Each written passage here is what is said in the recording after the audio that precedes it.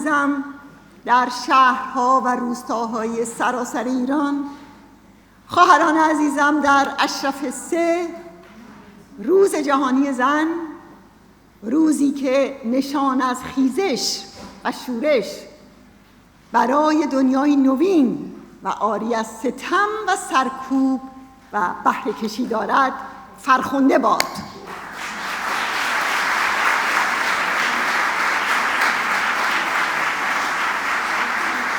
به زنانی که این روز را بنیاد گذاشتند ادای احترام می‌کنیم و به قهرمانان بیشماری درود می‌فرستیم که تاریخ مقاومت طولانی زن ایرانی از نام‌هایشان تابناک است، مخصوصاً آنهایی که همین امروز در کانون‌های شورشی در هر لحظه برای دستگیری و شکنجه و اعدام آماده هستند و حاضر میگویند.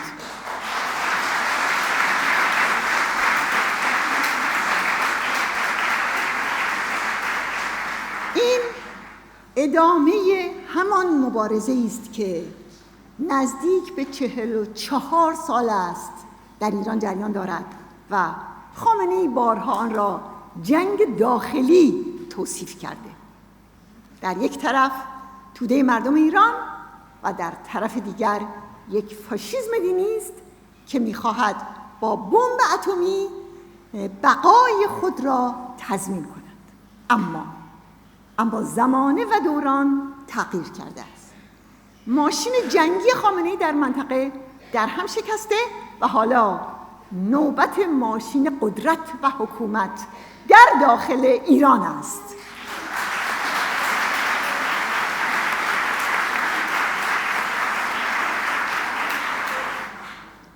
آزادی با استبداد مصاف می‌دهد و بی تردید دیکتاتوری رفتنی است، همچنان که مردم ایران شاه را به زیر کشیدند و با تمام خاندان و دربارش بیرون انداختند. او خود را خدایگان می‌خواند، با سلطنتی که رسماً یک موهبت الهی می‌دونست، موهبتی که البته برای زنان ممنوع و فقط حق اعقاب ذکور نسل در نسل اون بود. شاه البته سایه خدا هم بود، ولی حالا ولی فقیه یعنی خامنه‌ای هم رسما ولی امر یعنی زمامدار همه مسلمانان جهان است و در قانون اساسیش خود را سلطنت مطلقه و نماینده خدا بر روی زمین می‌داند. اما قیام مردم در راه است و آرمان انقلابی که خمینی در سال 57 سرقت کرد به قطع و یقین به پیروزی خواهد رسید.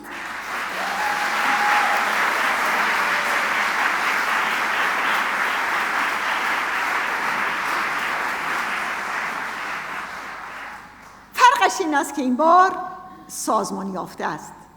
نه فقط می‌داند چه چیزی را نمی‌خواهد، بلکه همچنان که مسعود از روز اول در 43 سال پیش می‌گفت، این بار می‌داند که چه می‌خواهد. آزادی، دموکراسی و جمهوری دموکراتیک و آنچه در برنامه 10 ماده مقاومت ایران خلاصه شده است. این بار تفاوت بارز دیگر پیشتازی زنان است. پیشتازان آزادی که نمونه آن را در تصویر طاهره طلوع دیده اید، با پیکری آویخته از کوه، با خنجری در قلبش، در لباس ارتش آزادی بخش.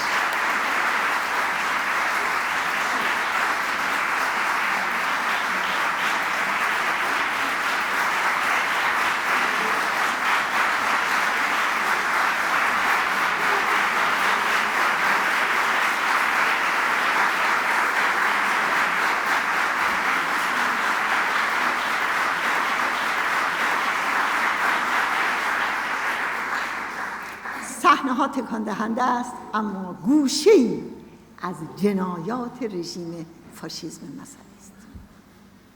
دوستان و خواهران عزیز، هر سال روز جهانی زن فرصتی برای بازاندیشی درباره راهی است که تاکنون طی شده و درباره تعهداتی است که رو به آینده داریم. اون آینده‌ای که باید تضمین کننده رهایی بشریت و برپایی جهانی بهتر باشد. سوال این است که آیا پیشرفت‌های جهان به خصوص از شروع سده گذشته حرکتی به سمت کاهش ستم و سرکوب و فرودستی زنان نبوده؟ قطعاً که بوده. این پیشرفت‌ها تغییرات مثبتی است. از هزاران سال پیش هرچه ابزارها متکاملتر و هرچه دانش انسان بیشتر شده، رنج‌های بشر به طور نسبی کاهش یافته. اما امروز با یک نگاه به موقعیت زنان می‌بینیم که سرشت روابط اجتماعی همچنان زن ستیزی است، به ویژه در ایران که زنان در اسارت فاشیسم دینی بیرحمانه سرکوب می‌شوند. بنابراین از پیروزی‌های به دست آمده و از شکست‌های تلخ می‌توان این راهنمود اساسی را به خصوص در میهن اسیر ما نتیجه گرفت که حضور زنان و نقش رهبری کننده اونها در مبارزه با استبداد دینی لازمه سرنگونی این رژیم است، کما اینکه در ایران آزاد همین نقش و همین مسئولیت لازمه دموکراسی حقیقی و توسعه پایدار اقتصادی و اجتماعی است.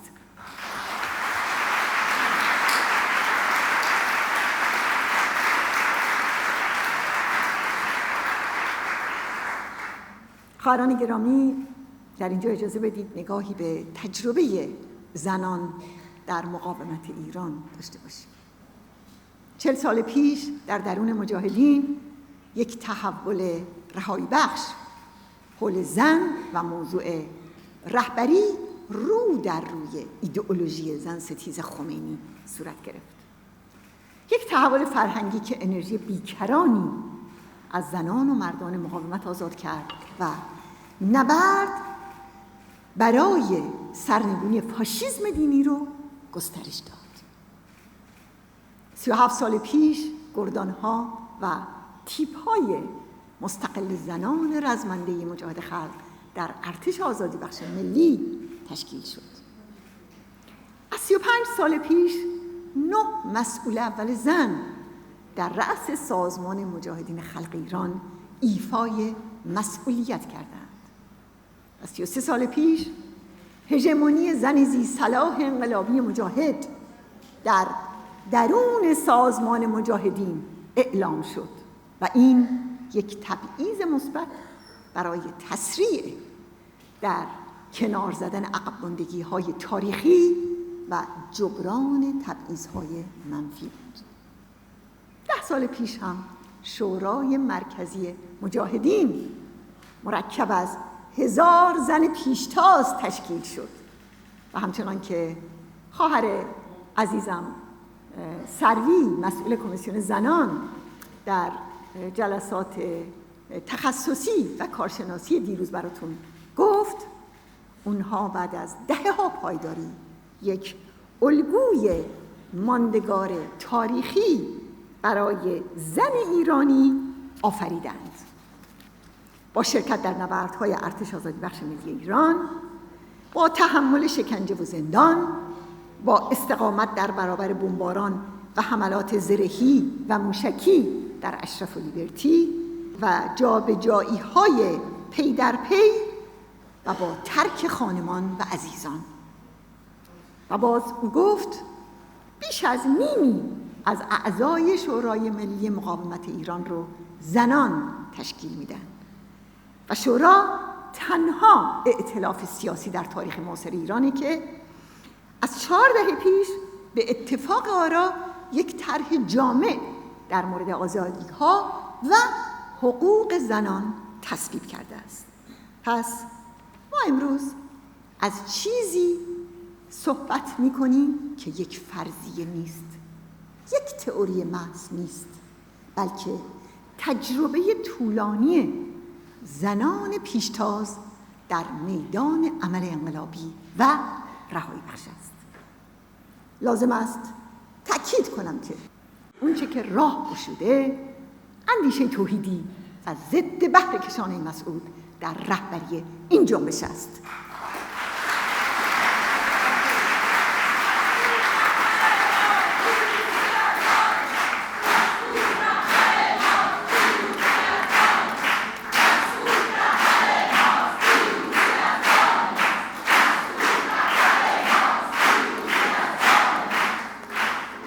برادران و خواهران عزیز و گرامی، حالا و در همین جا میپردازم به یک سوال اساسی و شاید هم غیر منتظره. آیا برای پایداری در برابر استبداد دینی و پیشروی در این مبارزه دست شستن از جان و مال و تحمل شکنجه و زندان کافی است؟ آیا چشم پوشیدن از خانه و خانمان کافی است؟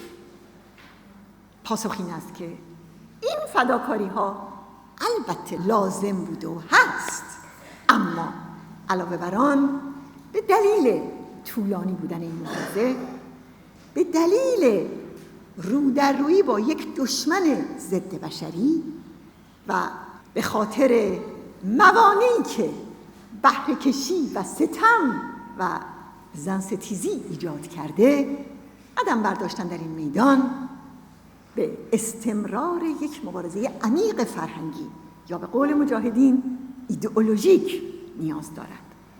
چرا؟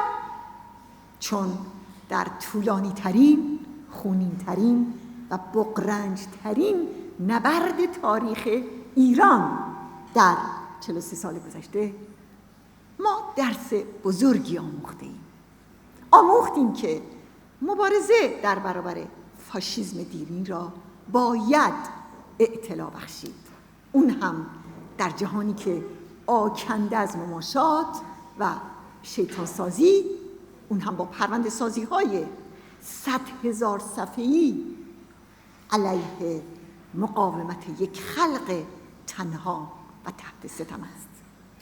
اما لازمه آن دو عنصر اساسی است.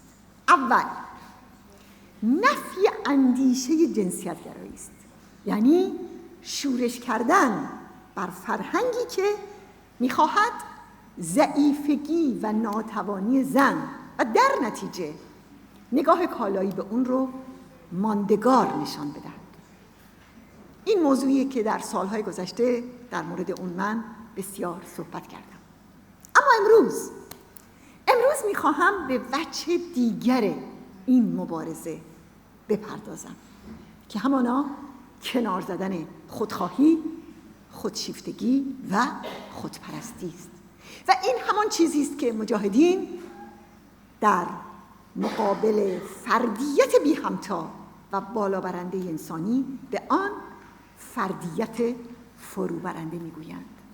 همان تکبر و حسادتی که مانع کار جمعی و سازمانی یافتگی است و دینامیزم عقب ماندگی اجتماعی و تاریخی است.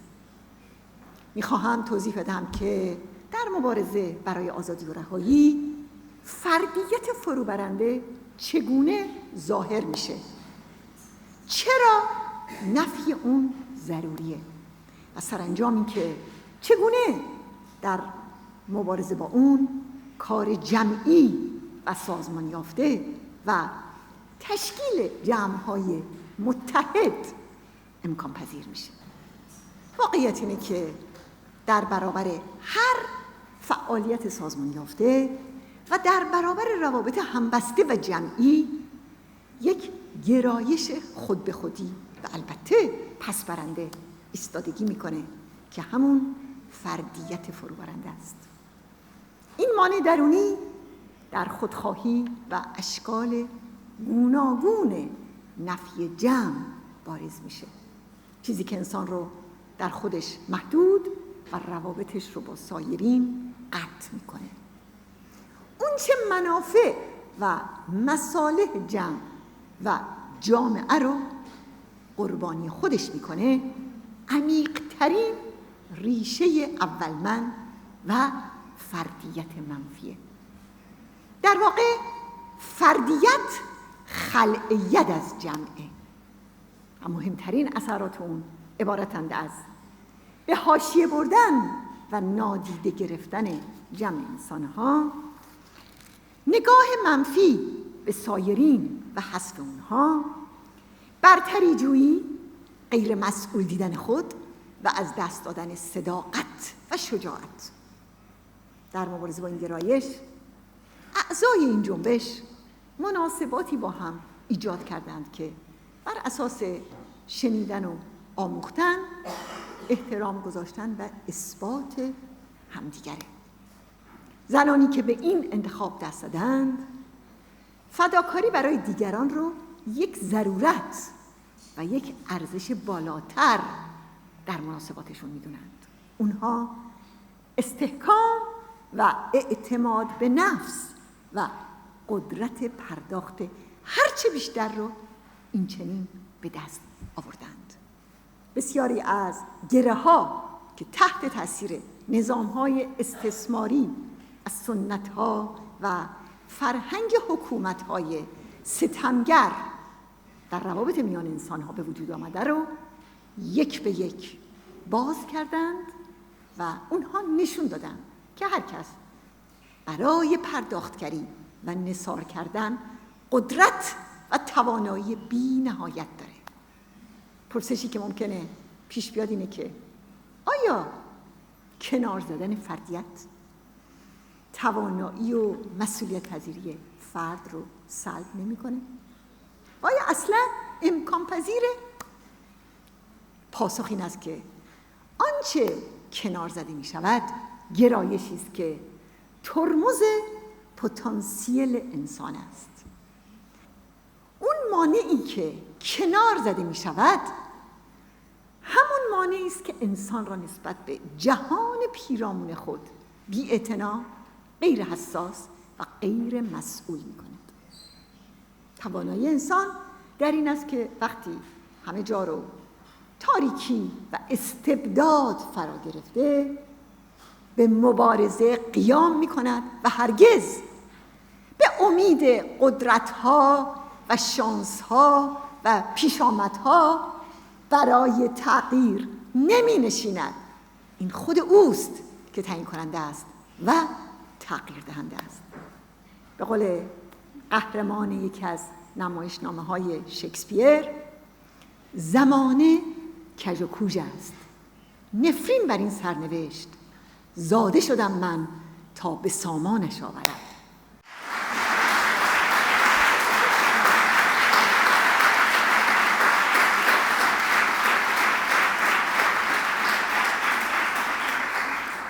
آری، لحظه‌ای که آدمی برای تغییر جهان به پا می‌خیزد، لحظه‌ای است که به تغییر خود باور می‌کند و آن را آغاز می‌کند.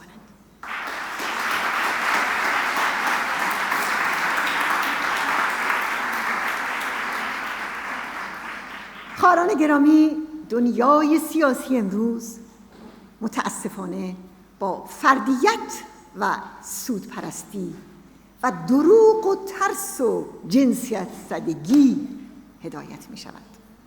ارزش‌های انسانی متاسفانه رنگ باخته است. در چنین دنیایی مقاومتی به پا خواسته که صدق و پاکی و شجاعت را در خود شکوفا کرده و هماورد هیولای ولایت فقیه شده. برای رهایی مردم ایران از شر فاشیسم دینی، برای رهایی از اندیشه ارتجاعی و استثماری که لازمه این نبرد است و برای رهایی از ناباوری‌ها و کنار زدن همه موانع مبارزه به دست خود و با جمع خود.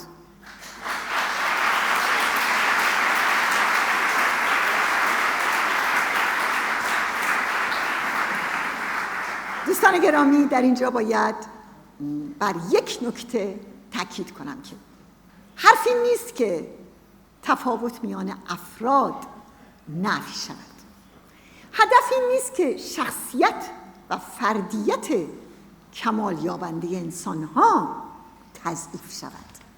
ما میگوییم فردیت فرابرنده و گوهر وجود انسان باید شکوفا شود. به قول مسعود باید هر کس هویت بی همتای خود را داشته باشد. هر انسان فردی است بی همتا در کل عالم وجود. این هویت بی همتا باید از دست عناصر فروبرندش خلاص شود.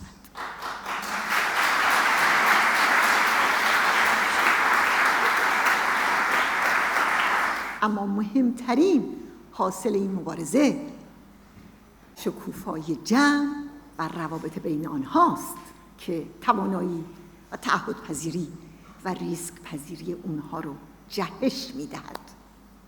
جمعی که مورد نظر ماست یک جمع همبسته است که از راه نثار کردن و قیمت دادن برای یکدیگر به وجود می آید. اعضای این جمع بر اساس آنچه همه درباره آن توافق دارند به پیش می روند. جمعی که اعضای آن مثل یک پیکرند و در هم ضرب می شوند. با چنین جمع متحدی زنان توانستند در پذیرفتن مسئولیت‌های سنگین راه باز کنند. توانستند قدرت فرماندهی، مدیریت زمان و استخراج انرژی ها را پیدا کنند و امکانهای مبارزاتی را یک به یک به کار بگیرند. اونها قوانین کار جمعی رو کشف کردند و هر روز نسبت به روز قبل یگانه تر و منسجم تر شده اند. از اینجا یک راهنمود دیگه فراراه این مبارزه قرار میگیره. روح و گوهر مناسبات اجتماعی همبستگیه و نه فردیت خودخواهانه.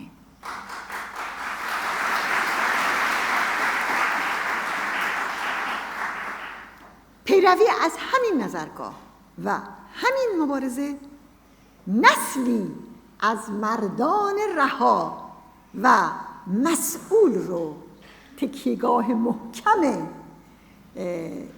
در این مبارزه برای سرنگونی رژیم کرده.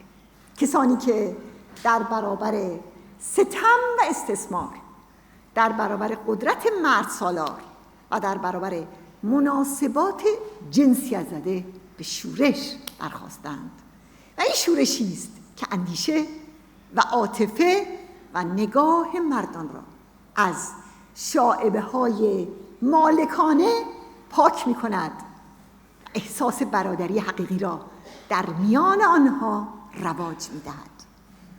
بگذارید این خرافه‌ها که تعرض و پرخاشگری و نگاه کالایی را جزو طبیعت مردان می‌داند برای همیشه منسوخ شود.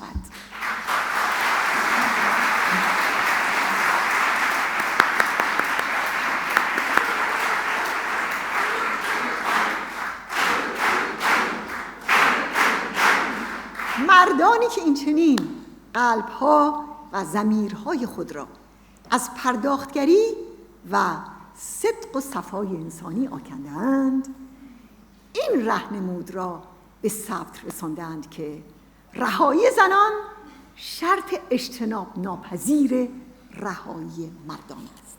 برای همین از ابتدا حرف ما این بود و هست که مسئولیت پذیری زنان و هژمونی آنها به معنی کنار زدن و نفی برادرانشان یعنی مردان نیست، بلکه لازمه و شرط احیا و شکوفایی انسانی آنها و مسئولیت پذیری مضاعف مردان است.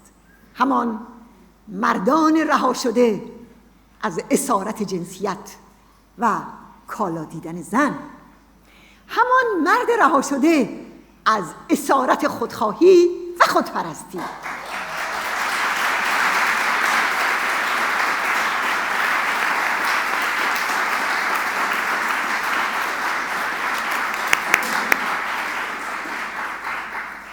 دوستان عزیز، خواهران عزیزم، میخوام یادآوری کنم که در همین چارچوب و در همین دیدگاه و فرهنگی که گفتم 30 سال پیش در اجتماع ایرانیان در ارث کورت شهر لندن اعلام کردم که بشریت تنها در صورتی از شر پدیده شوم ارتجاع و بنیادگرایی خلاص می شود که زنان نقش پیشتاز خودشون رو در این کارزار جهانی به عهده بگیرن. فکر میکنم در این 30 سالی که گذشت درستی و دقت این حرف در منطقه ما و در جهان ما به اثبات رسید. اون روز گفتم خطاب به آخوندها و مرتجعان: شما هرچه از تحقیر و ستم و سرکوب و شکنجه و کشتار در چنته داشتید علیه زن ایرانی به کار گرفتید، اما به دست همین زنان آگاه و رها بساط ستم شما برچیده خواهد شد.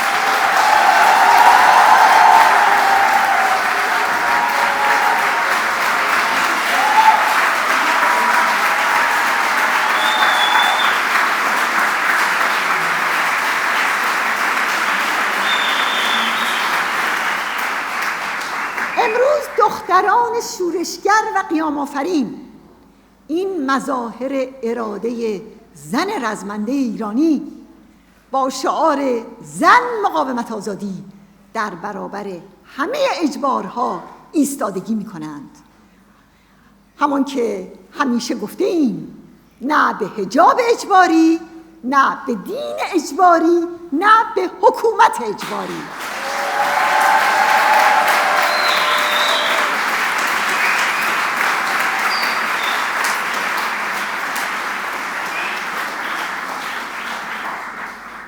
بله، زنان نیروی تغییرند. مبارزه زن ایرانی تنها برای حق آزادی پوشش نیست، فراتر از آن حق شورش برای آزادی است که در بیانیه جهانی حقوق بشر نقش بسته است. مردم ایران هر نوع دیکتاتوری اعم از شاه و شیخ را رد کردند و بی تردید انقلاب دموکراتیک مردم ایران پیروز می شود و جامعه‌ای بنا می شود مبتنی بر جدایی دین و دولت که شورای ملی مقاومت ایران از 4 دهه پیش پرچم آن را برافراشته است.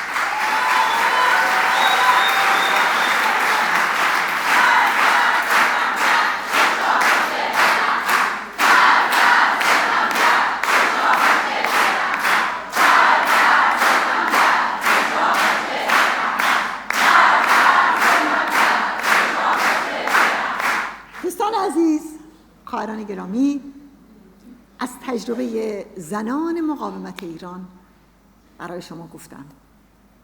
در این سفر طولانی از 5 دهه پیش تا به حال که من همراه اونها بودم، شخصاً به دفعات بیشمار با لحظه ها و احساس های متناقضی مواجه بودم، از تلخترین اونها تا شیرینترین اونها. از صف طولانی دختران شجاعی که همرزم من بودند یا مسئول اونها بودند و لحظاتی که خبر تلخ تیرباران، شکنجه و شهادت اون قهرمانان رو از هر طریق و یا رادیو و حتی بیسیم‌های دشمن شنیدم. لحظاتی که هیچ وقت از یاد نمیبرم و هر بار آرزو کردم که ای کاش جای اونها بودم. لحظه‌ای که یکی از مجاهدان قتل عام شده با مرس به یارانش گفته بود من زهرا خسروی هستم، به من وقت داده اند که وصیت‌نامه بنویسم، میخواهند اعداممان کنند و خواسته بود که سلامش را به ما برساند.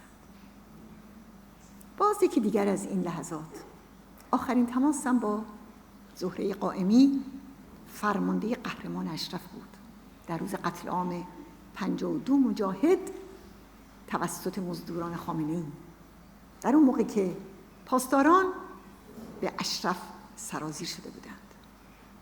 زهره آرام و مسلط خبر حمله رو به من داد و گفت پاسداران خامنه‌ای به اشرف حمله کردند و الان جلوی در ساختمان هستند. ناگهان تلفن قطع شد.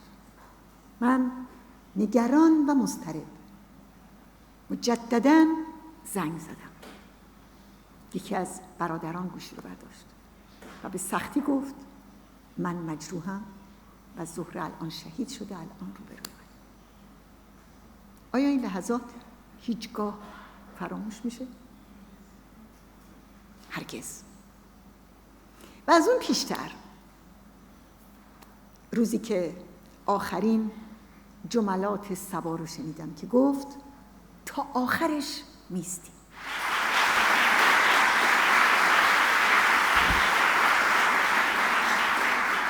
اینجا عکس خواهر عزیزم زهره، قهرمان شهید در اشرف یک رو میبینید، خونین.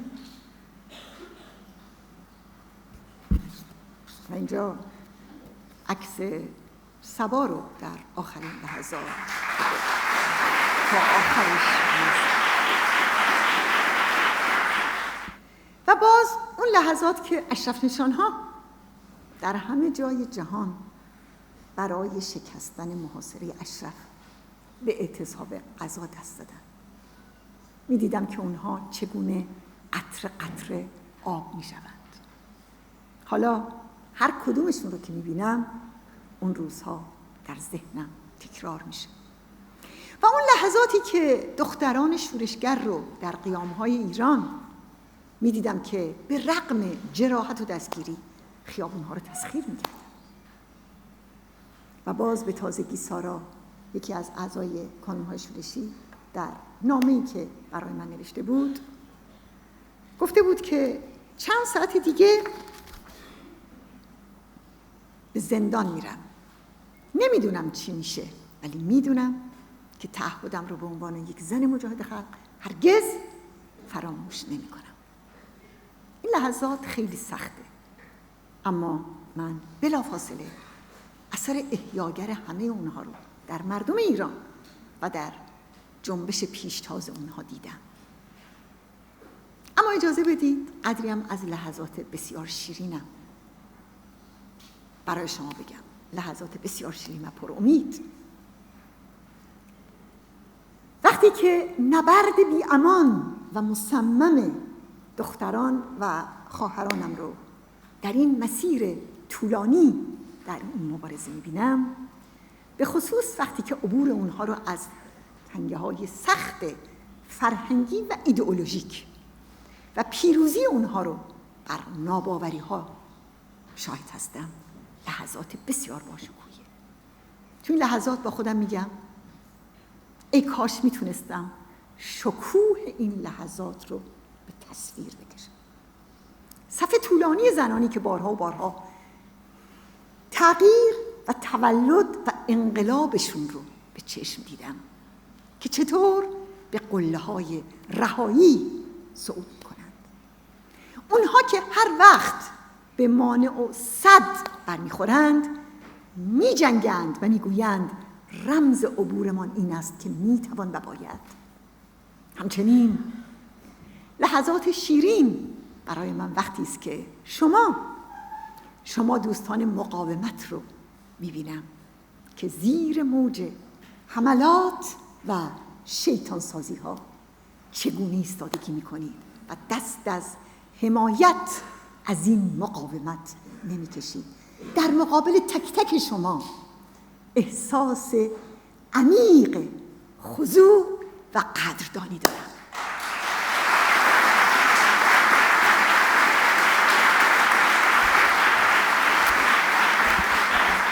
اگرچه آخوندها جامعه ما رو نابود کرده اند، اما باور دارم با این گنجینه عظیم انسانی میتوان همه چیز را به سرعت ساخت، میتوان اعتمادهای خیانت شده را بازیافت و میتوان باورهای از دست رفته را احیا و زنده کرد.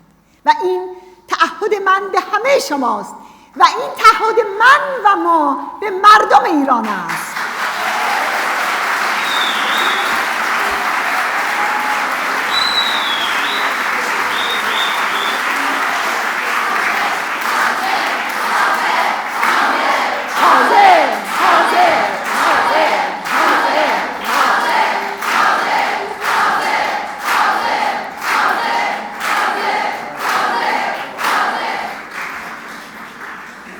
خواهران عزیزم،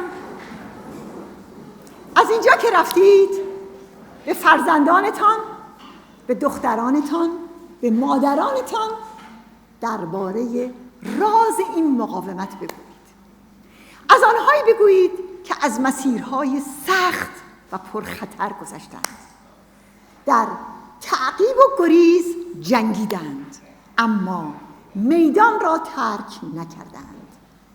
کسانی که ترجیح دادند ایستاده بمیرند تا بر زانوان خود زندگی کنند.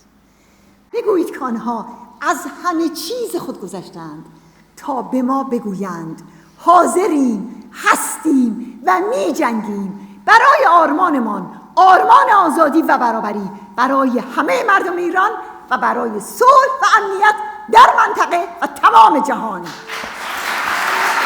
درود باشید.